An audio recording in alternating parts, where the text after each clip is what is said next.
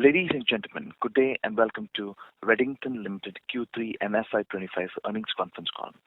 This conference call may contain forward-looking statements about the company which are based on the beliefs, opinions, and expectations of the company as on date of this call.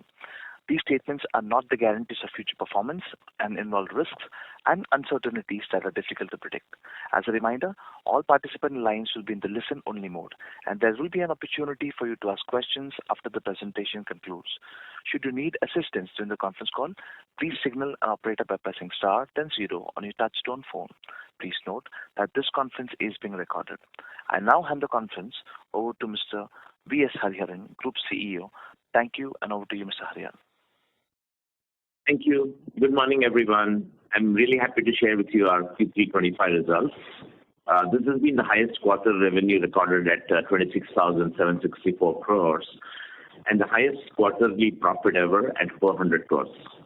Our revenues grew at 14%, with profit growing at 17% faster than the revenues. Overall, PAT percentage was at 1.5. It has been a continuing story of profitable growth over the quarters, with growth coming back strongly. Strong execution across business segments and across geographies contributed to the performance.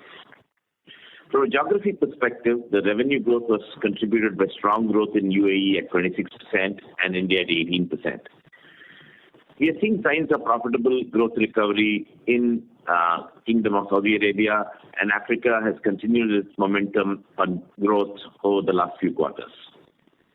From a business unit perspective, all business units registered good growth, with Cloud business unit being our stellar performer with a 42% top-line growth, driven by continued success in the hyperscaler business and the subscription software in our portfolio. CSG continues to contribute well to the profits and contributing to above-average net profit. The Technology Solutions Group this quarter grew well at 28%, driven by strong enterprise demand across the theaters and big deals. The Mobility Solutions Group was steady at 9%, and the Endpoint Solutions Group was steady at 6%. The growth of the business units was seen across both India and Middle East Africa. The business teams and operations did an excellent job of working capital, and we achieved 33-day working capital, an improvement of 3 days. ROCE was at 27%. Our lower average working capital and up 3 working days also helped us the lower interest rates, lower interest costs. OPEX control on spend was very good this quarter. It just grew at 1%, much slower than the revenue growth. Now coming to Turkey, the high inflationary and interest rate environment continued, though softening a bit. Inflation is now down below 45%. The lira interest rates have been getting revised and now down to 45%. The decline of market demand is also flattening out. Our subsidiary Arena did a better job in managing inventories and receivables, resulting in lower working capital costs. We also managed the operating expenses very well, resulting in a small profit this quarter and a better result. With regards to the parent divestment from Arena, approval from Competition Commission have been obtained. We are still awaiting approval from Central Bank. With the new growth trends on cloud, AI, digital transformation, we remain optimistic on the outlook going forward. For Q4, with the fiscal year end for India, for many corporates and government with the budget spend, backlog of deals we've carried over from Q3, as well as momentum in both the Cloud and the Technology Solutions Group, we are optimistic on Q4. March being a festive month in many parts of Middle East and Turkey, we could see some slowness in demand in that part of the world.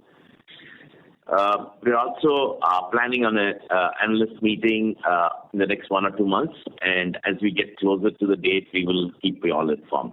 Thank you very much. We look forward to your questions. Thank you. We will now begin the question and answer session. Anyone who wishes to ask a question may press star and 1 on your touchtone telephone. If you wish to remove yourself from the question queue, you may press star and 2. Participants are requested to use handsets while asking a question.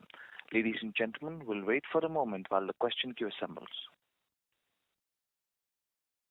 The first question comes from the line of Nitin Padmanabhan with Investec. Please go ahead.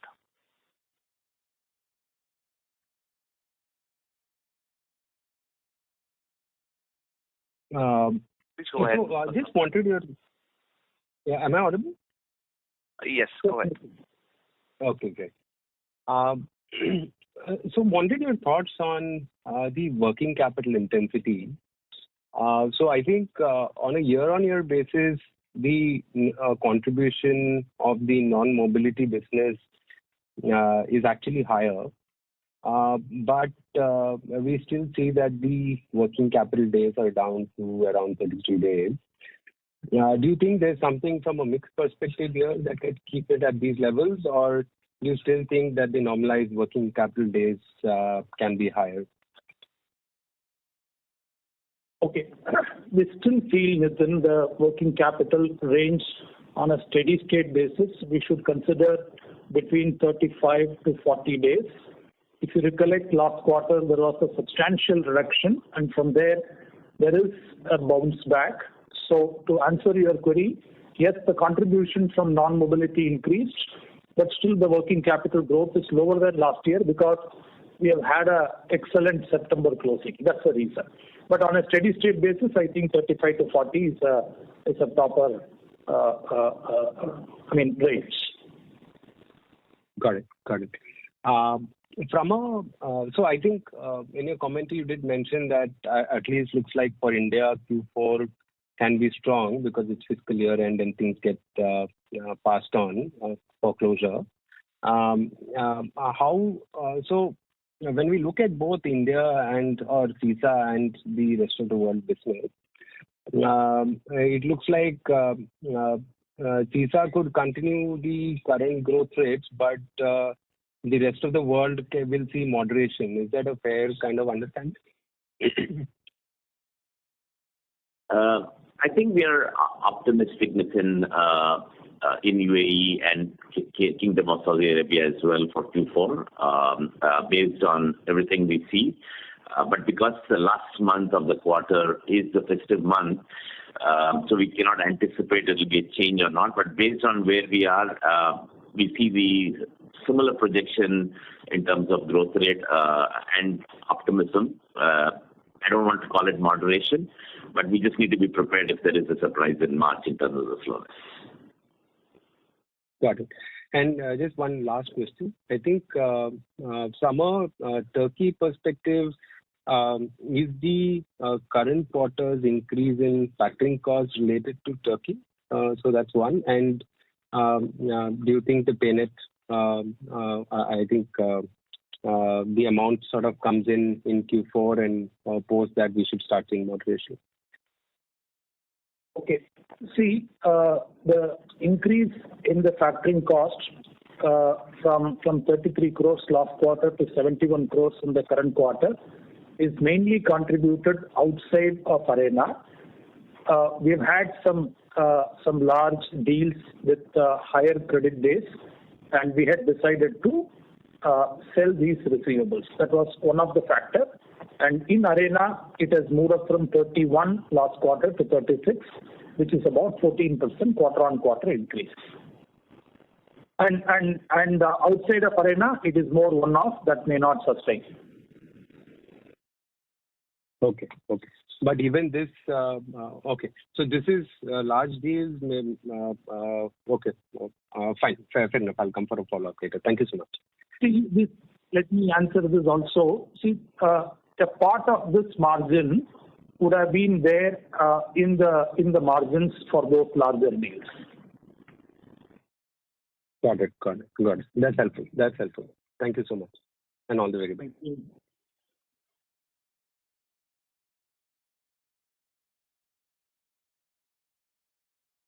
Thank you. A reminder to all the participants that you may press star and 1 to ask a question. Next question comes from the line of Aejas Lakhani with Unifi. Please go ahead. Hi team. Congratulations on a very good set of numbers. The efforts made by the management over the last couple of quarters have started to bear fruit. So congratulations to the team. Krishnan sir, Hari sir, I wanted to first understand that could you call out what is causing what are the demand drivers in India and UAE that is, reflecting in these kind of growth rates? Okay. I'll try and answer in one dimension, and Krishnan, you can add. Clearly, TSC has made a big contribution this quarter, both in India and Middle East Africa, and both small and big deals, and the demand has been strong. Again, TSC, we have a range of products, hardware and software. I would say it has all come through, and execution has been good. Mobility has actually been quite strong in India, both on Apple and Android, and that has contributed to the growth as well. And I would say these are two big factors that have driven the growth. And just our execution on OPEX, our execution on working capital, our execution on everything else has also contributed and uplifted the profitability to grow as fast, if not and faster than the revenue. I would say primarily the Technology Solutions Group, followed by the Mobility Solutions Group. Got it. Could you follow up? For UAE also, what are the demand drivers? UAE, again, it is Technology Solutions Group and the Mobility. Those are the two business units. Cloud is also a driver, but in terms of actual numbers and contribution, these would be the two direct ones. If you are following the trends on UAE, there's a lot of investment going on in cloud and AI by government and corporates in UAE. So we've taken advantage. There's been a fair amount of deals won in UAE, which has contributed to the growth this quarter. And one more item I wanted to add is the India festive season clearly played a role. The first month of the quarter, that was a big uplift. It was the consumer demand softened a little bit the second and third month, but the first month the consumer demand was hot because of the festive season. Got it. So my second question is on the gross margin.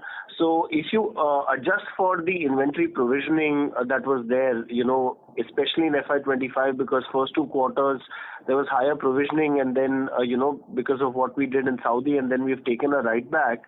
But if you look at the 9-month number YOY and compare them, excluding the inventory provisioning, we are still lower. So the number 9 months prior was 5.7 versus 5.2 in this 9 months.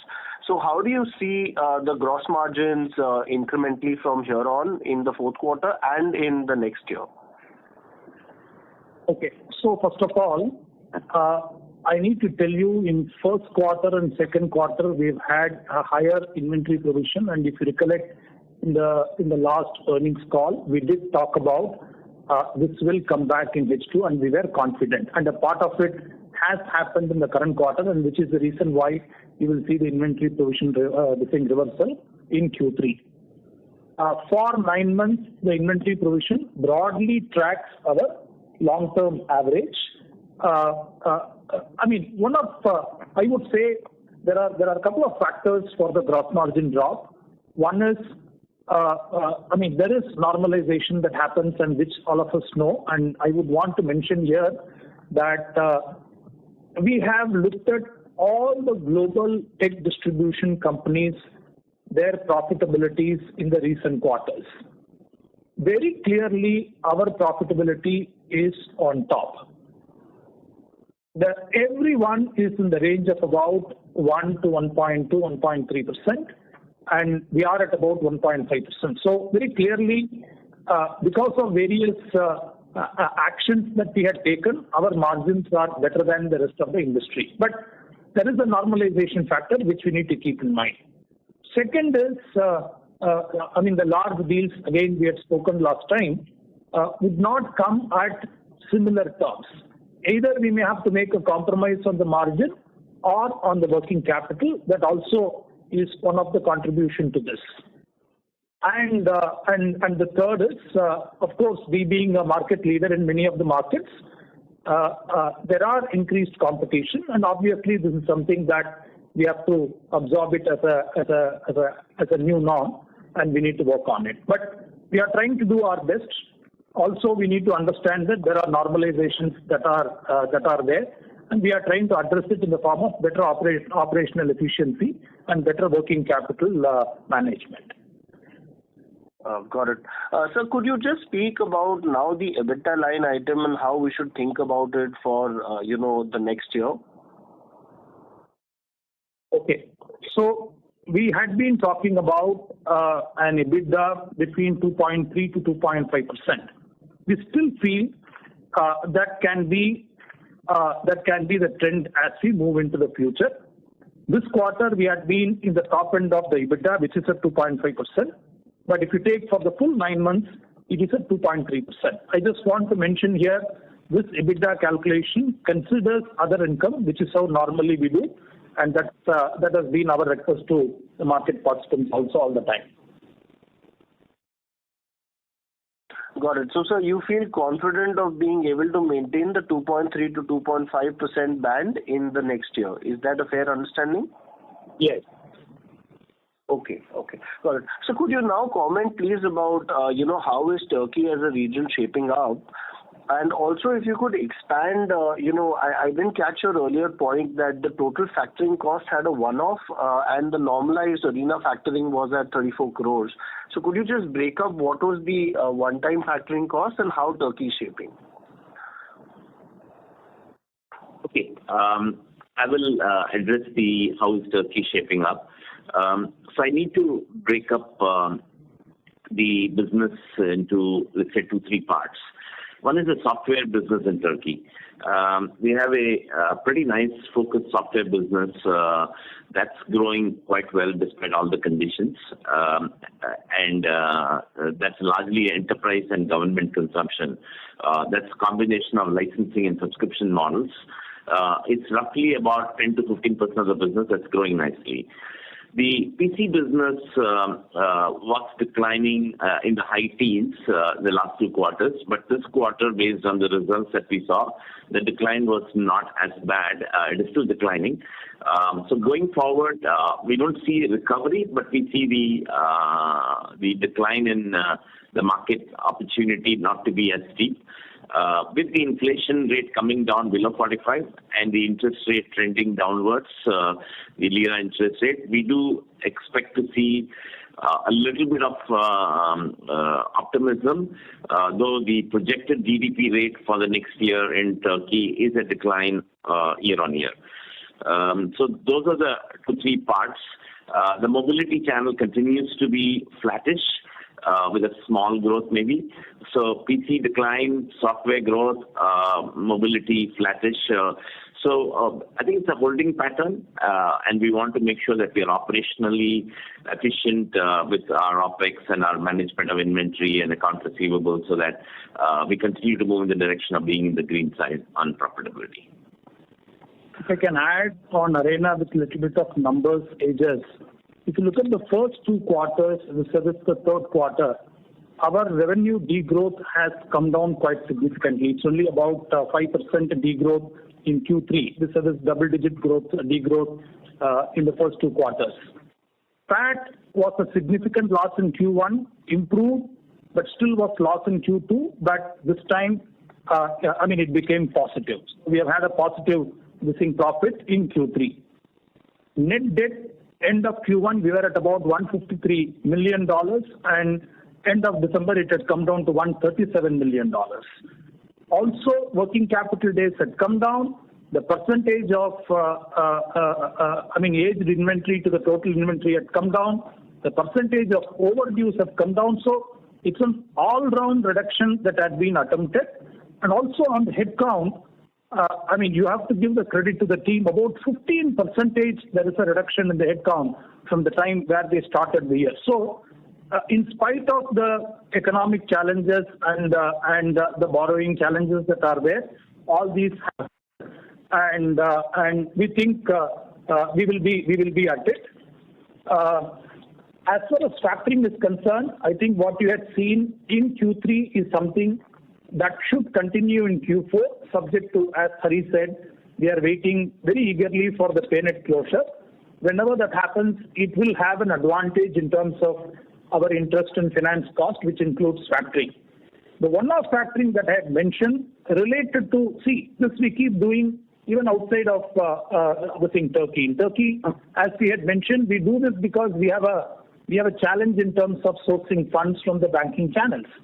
Here, in rest of the places, we do factoring as a risk management exercise. And I mean, as you know, normally we can take only about a limited amount of credit days. If we had to do some deals which calls for much longer credit days, we also find a way to hive it off, which is what has happened. And that's why I said to Nitin that there is a one-off cost in this period. And it is built, it is built in the gross margin also. Got it. Krishnan sir, just very quickly, we've had a very good year from a revenue growth standpoint, and we've been able to curtail costs extremely tightly. And, some of the excessive costs that were, sitting, which we've spoken about maybe 3 quarters, 4 quarters back, we've now been able to sort of normalize them, and we're sitting at an extremely tight cost structure. But how should we envisage this going into the next year? Yeah. So just to answer to that question, so first of all, we've played a differential role between where there is no growth or where we had excessive costs in terms of optimizing costs. We have invested in areas like cloud and technology solutions to make sure that we can keep up with the need in the market and mobility as well. So as we go into the next year, obviously we've taken out all the unnecessary costs and right-sized investments, right-sized the people investment as well. But we will see growth now and OPEX growth keeping in line with revenue and gross margin growth, because we do need to invest in the business in all the growth markets. And if I can supplement, there are a lot of efforts being taken in this direction. And whenever you move in this direction, there can also be some one-off additional costs that will come in, which also is there. But having said that, I think into the future, since the industry is evolving more into the services and technology, etc., and the technology investment is very important, some of this we also keep in mind. We don't want to underinvest and then risk the growth into the future. So that's something we would want you to reckon as we look at the numbers in future. Noted, sir. Thanks for that. And sir, finally, could you just speak about the signs of recovery you're seeing in Saudi? From the last 2 quarter calls, you've been calling out that, Saudi has seen a reorientation in the budgets. So could you just speak a little bit about how the micro market is shaping up? Yeah. We don't have all the exact details on how they reprioritize budgets, but clearly we've been in Saudi for the last 2 quarters. I personally have been a couple of times, and we've met with ministers, we've met with the local teams on the ground, and on the value side of the business, clearly there is optimism in terms of how the numbers will come back, and they have reprioritized some of the budgets based on the Vision 2030 plan that keeps getting revised.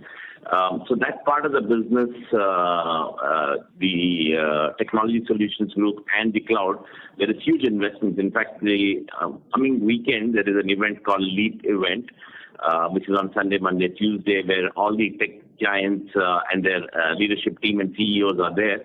Clearly, everyone is seeing the market recovery on the value side of the business with the government leading from the government investments and the corporate investments there.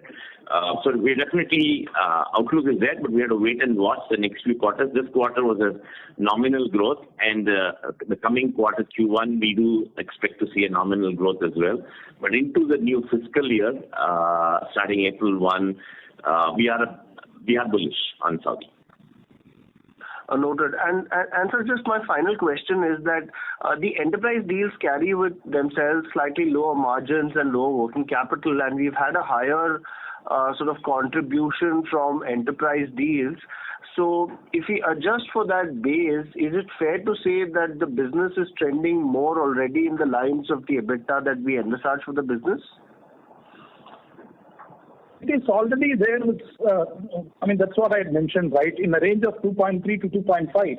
For this quarter, it is a 2.5, and for 9 months, it is 2.3. So we are already there, including the deals. See, the deals could come and go. we don't want that to materially impact. If that impacts, we will definitely tell you. Right now, whatever we are telling you is all inclusive. Noted, sir. Thank you and all the best. Thank you. Thank you. Thank you. The next question comes from the line of Jolyon with Amiral. Please go ahead. Hi, thank you for the fantastic result. So I have two questions. So first question, could you just quantify the various one-off impact on margins this quarter? Because I think there should be some reversal in inventory provision this quarter, and maybe other receivables provisions that were reversed. So maybe if you can quantify that first. Jolyon, your voice is not clear. Can you repeat the question, please? Okay, sorry. No, I just wanted to ask for any clarification on any one-off this quarter impact on the margins, like any reversal of inventory or receivables provisions that were done. So we just to quantify that for this quarter, please. Thank you. Yeah. So as we discussed, the only key one-off that I would want to call out is the inventory provision reversal. We discussed, if you recollect, in the last call. We have had more inventory provision vis-a-vis our long-term average, and we did say that these were one-offs and will get reversed. We will be able to liquidate in the rest of the year. So a part of it had got addressed, and that had come in the gross margins. Would you quantify that, please? How many bits? Yeah, it's about 11 bits reversal. Normally, on an average, you will find about 6 bits the positive provision. So the delta is about 17 bits. Okay, great. Thank you. And second question is on the reappointment of Hariharan as the MD and CEO. Would you call any incentives or any target with his new appointment in the next 5 years? And maybe any key KPIs that we should be looking at? Yeah, that's all. Thank you.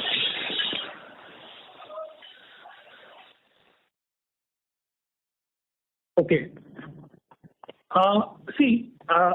There are some standard performance metrics the board evaluates the complete leadership team and accordingly the CEOs. We do follow the same metrics in this case. I can tell you whatever you track plus we consider ROCE as an important metric is what we are all guided on, plus the strategy into the future. Okay, thank you so much. Thank you. A reminder to all the participants that you may press star and 1 to ask a question. Next question comes from the line of Priya Rohira with MK Global. Please go ahead. Yeah, hi. Thanks to the management on a great execution. And once again, it's been a very decent quarter if I look at across the geographies with all the verticals showing great performance, especially with respect to the TSD segment. If you could throw some light, what we have seen across is it's both across CISA, ROW, and then boiling down to a 28% growth for global.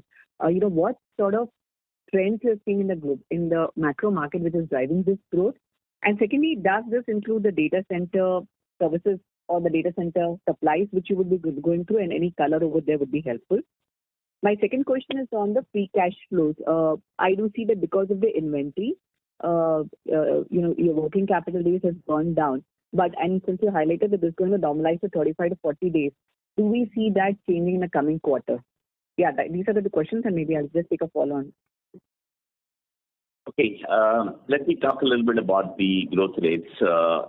Clearly, cloud is an area we are seeing, and when I say cloud, it includes software licensing, software subscriptions, SaaS, platform as a service, all of that put together, not just the hyperscaler business. We definitely see that as a growth and getting underlying advantage of that growth trend in all markets, India, UAE, Saudi, as well as Africa, and in Turkey too. And that is actually driving part of the growth rate in Q3. And that comes in CSC, the cloud solutions business, as well as the technology solutions business. Data center is also clearly a driver, both in India and in UAE.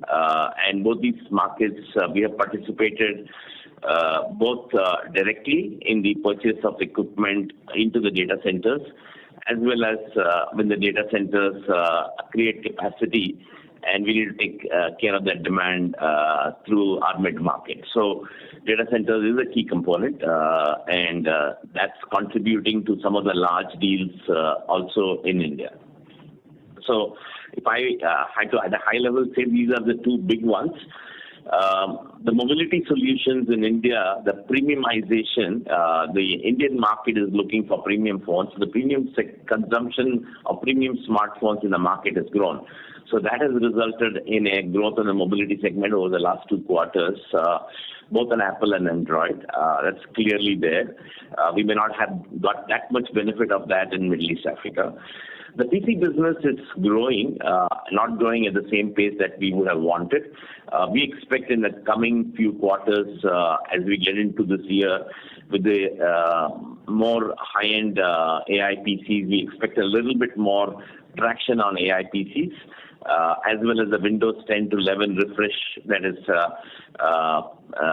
happening because the Windows 10 support is going away.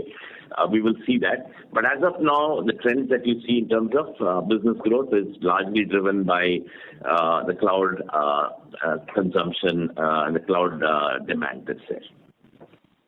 Sure, this is very helpful, Mr. Hariharan. Just a small follow-up of that. Would you say that you are more confident at the end of Q3 or the start of CY25 versus what you were at the start of the quarter, given the vibrancy you're seeing across all the segments? Can you repeat that question again, please? What is the exact question? Sorry. Mr. Hariharan, what I'm trying to understand is that the start of CY25, are you more confident than what you were seeing at the start of the October quarter with respect to the demand upbeat, since across all the verticals have participated in the growth? Oh, absolutely. Absolutely. Today, normally what happens in the year is our Q2 is driven largely by mobility because of NPIs. Q3 and Q4 largely by technology solutions and cloud. But the coming year, we do see all of the business verticals cranking. Like what I said, I think the mobility will continue because you will see AI-enabled smartphones trying to make a difference. So people will refresh that faster. The technology solutions and cloud will continue to move because the cloud adoption and the AI enablement will make that grow. And I do expect the second half of the year to be quite good on PCs based on the trends we see and the products that our OEMs are going to launch. The first half may still be muted, but in the second half we see that. So CY25, we definitely see bullishness across all the verticals. That's very helpful, Mr. Hariharan. And Krishnan, if you can just address on the free cash flows, was this purely because of the working capital improvement, and you would see normalization since it's 35 to 40 days, which you mentioned, so that returning back to the positive free cash flow? Okay. So the first submission, as I would normally make all the time, please look at free cash flow over a longer period. Because of too many moving parts in this business and many of the working capital metrics depend on how do the vendor behave, their product category behave in that market, etc. There will be volatility in shorter periods. So to answer you in short, there is a jump from the 25 days to 33 days. The end of September, we all know is not a normal working capital level. It was far low. That has moved up and that has resulted in the FCF being negative. And this is on top of the 3,000 crores, if you recollect, the free cash flow in Q2. The comfort that I can give you is, if you look at the debt levels are under tremendous control even at these growth rates. Our gross debt to equity is about 0.4 times. Net debt to equity is about 0.2 times. That's the way we are geared. And if the payment transaction gets consummated whenever it is, that's going to have an added advantage in terms of this debt equity ratio. So we are very well positioned in terms of fueling the growth without the balance sheet getting diluted. Yeah, thanks, Krishnan. This was very helpful, and congratulations to the management team on a great quarter. Wish you all the best for CY25. Thank you, Priya. Thank you. Next question comes from the line of Saurabh Dole with True Beacon Investment Advisors. Please go ahead. Yes, sir. Thank you. Good morning. My question is with respect to the MSG segment and other verticals where you're catering, where your end client is, a retail, individual. What I want to understand is that what proportion of the sales or what proportion of the distribution that happens in these verticals, what proportion gets routed to QCom, and any market requirements as compared to the traditional retail stores. If I can understand the questions again, one is the distribution of the business across the different verticals. That is one question. And second is the impact of QCom. Is that correct? Yeah, distribution of, let's say, smartphones or let's say PCs and other ancillaries, where the end client is a retail individual and not an enterprise. So what proportion of the sales are you making to this particular customer through QCom channels? And what is the impact on channel margins and working capital requirements when you compare that with your traditional retail stores?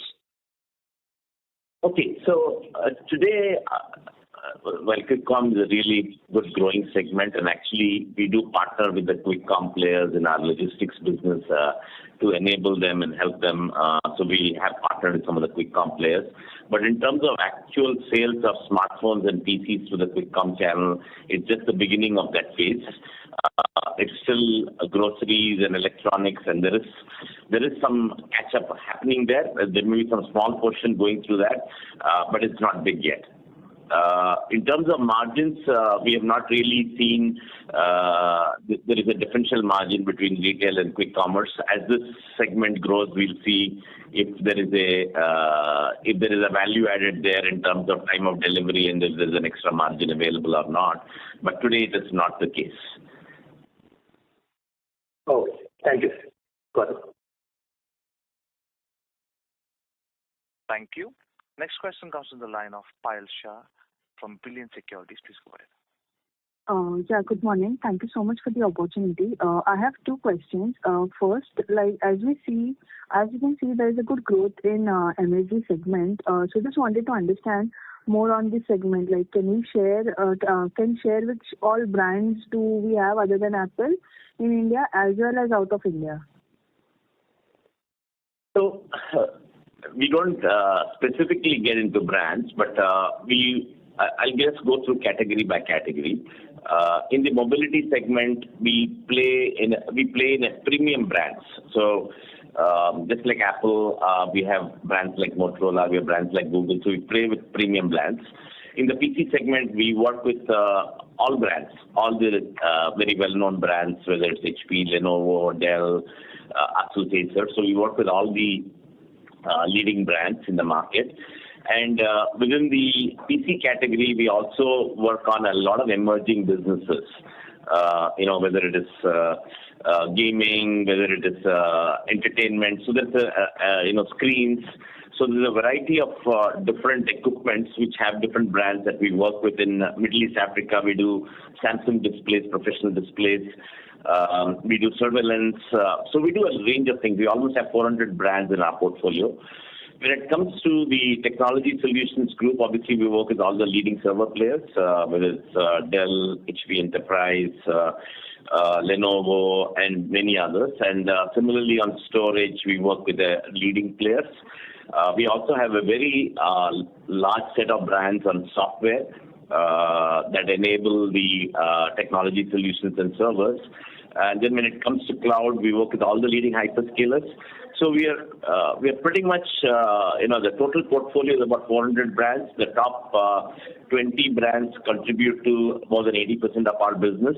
And then the next 50 brands contribute about 15%. And then there are a few hundred brands that contribute to the last 5% of the business. Okay, that's quite helpful. My next question is on so I just wanted to understand, can you give some more color on the large projects which you were working on and how much of that is completed? So this is an ongoing thing.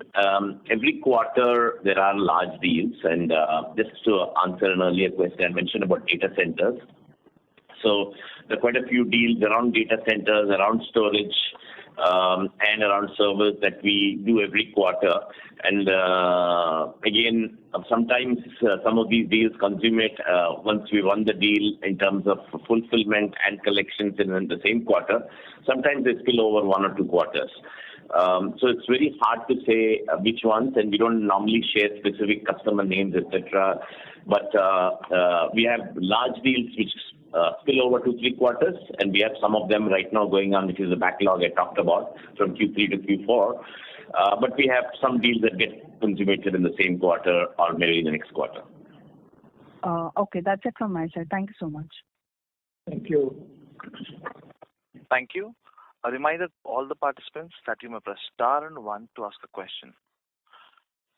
Next question comes from the line of Aejas Lakhani with Unifi. Please go ahead. Yeah. Thanks for the opportunity again. Sir, I wanted to understand that if we look at the business in blocks of, let's say 4 to 5 years, the earlier part of, say 2010 to 2014 had better enterprise demand, which helped margins. Then the next block of 5 years had a higher consumer-centric demand. Last 5 years again have seen better enterprise demand. And Hari sir, to your point that, we are going to see AI mobility products incrementally increase in the years to come, is it fair to say then we're again going to see a cycle of maybe consumer-centric demand being strong over the next, block of a couple of years? Yeah, so I see 2 types of demand, Aegis. One, clearly, the value segment, the demand will continue, and where we see growth, and that's where we're investing, is software subscription growth, both driven by cloud and AI. So we believe we need to invest more in cloud and AI on software as a subscription model. So that's one growth we see, and that is also drive nice margins. But we also need to put some stickiness and value-added services so that we are serving our brands and OEMs well, and we are serving our resellers well when they are touching customers. And you're absolutely right. The cycle on AI-enabled smartphones, AI-enabled PCs is a cycle that we see coming. The question is, what is the inflection point, tipping point? There's a lot of discussion around AI, and there's a lot of discussion around agentic AI. I think agentic AI is going to happen both in our devices and in our servers and solutions we sell. So I would say early days in terms of PCs and smartphones, but definitely one cycle of demand is coming in the next 1 to 2 years, and that will enable people having to change their smartphones and PCs because the same capability is not available in the previous operating system or the previous chip technology or the platform technology they own.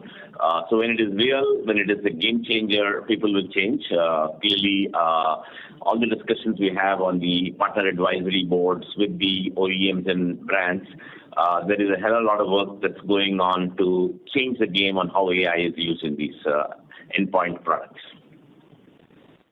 Got it, sir. Thank you and all the best. Thank you. Thank you.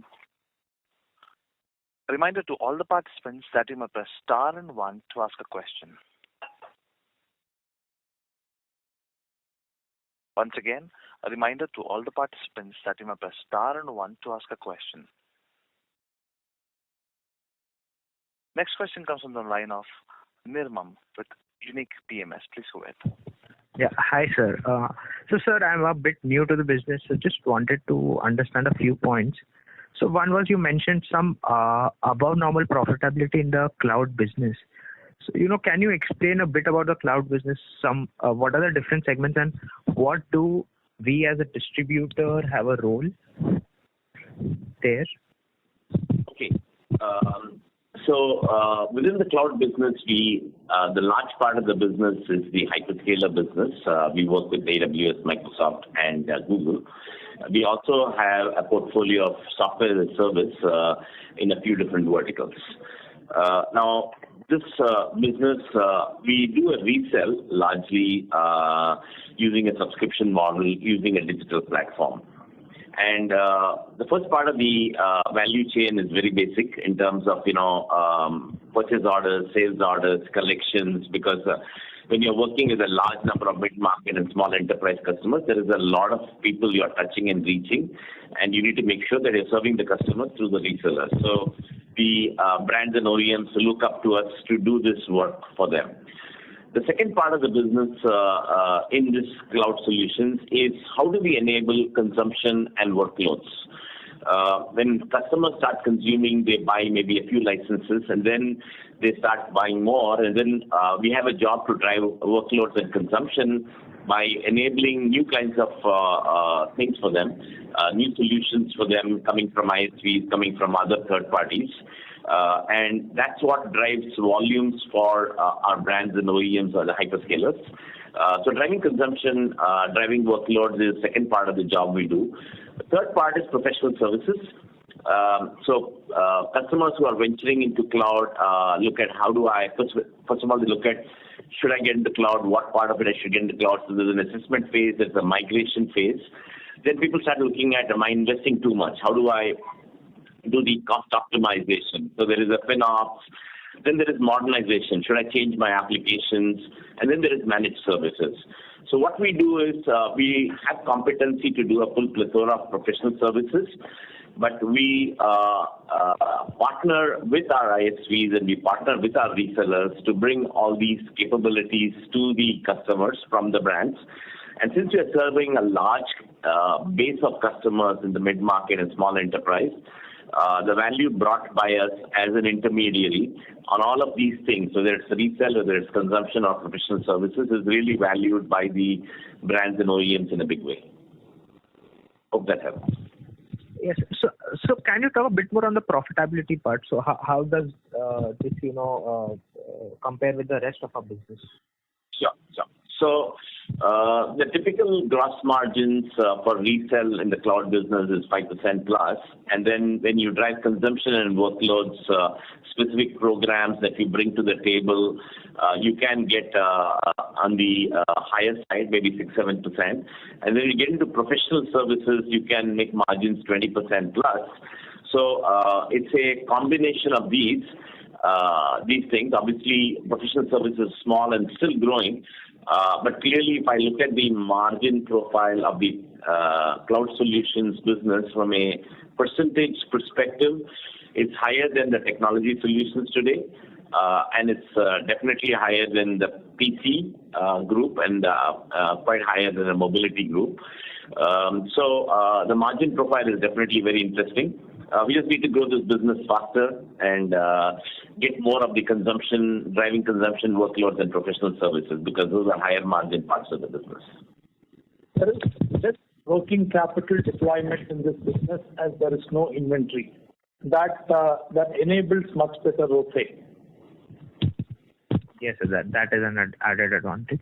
And now overall our business, so we were entering some new geographies also, so any comments on that?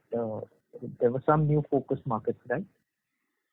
Okay, so we have been mentioning the last few quarters that we are entering a few markets and we're actually making progress. So South Africa is one market we've entered, and we don't share exact numbers, but definitely we are making progress every quarter. This quarter has been good progress over the previous 2 quarters in South Africa. We've also entered over the last few quarters into Central Asia, into Kazakhstan and Azerbaijan, and again, that's a place we are making progress. We've also stated our intention to enter into some parts of ASEAN. So Singapore and Malaysia is another area that we are entering with more a software and cloud focus, and we're also making progress in that market. Okay. Yeah, that's it from my side. Thank you. Thank you. A reminder to all the participants that you may please ask 2 questions. Thanks. Next question comes from the line of Sahil Doshi with Thinkwise. Please go ahead. Hi, sir. Good morning and congratulations on a fabulous set of numbers and execution. My question pertains to our, the client-wise data which we gave. If I see the top client, possibly say Apple, the pace of growth is actually lagging the company-level growth, at least in this Q3 as well as in the 9 months. So is it show that the direct share of Apple is actually increasing and we are losing some share, or could it give some qualitative remarks with respect to what the trend is? Could you repeat the first part of the question again? Sorry, we couldn't exactly follow the question. So if I was just seeing the revenue contribution from Apple, and if I see map the growth for the first 9 months, the growth is 7% versus growth of 9%. So just if I see quarter by quarter, the observation is that the pace of growth is this is your operator. would become. Mr. Doshi, sorry for interrupting. Can you please come in the range and talk because your voice is breaking? I hope I'm audible now and it's much better. Yes, go ahead. Yes, sir. So my question pertains to Apple. I'm just seeing the pace of growth of Apple actually has been slowing down or not in sync with the revenue, the company level growth. Just wanted to comment there that are we seeing some sort of a market share erosion here, or is the direct sales from Apple growing at much faster pace than what we are able to drive? So let me try to answer the question in 2 parts.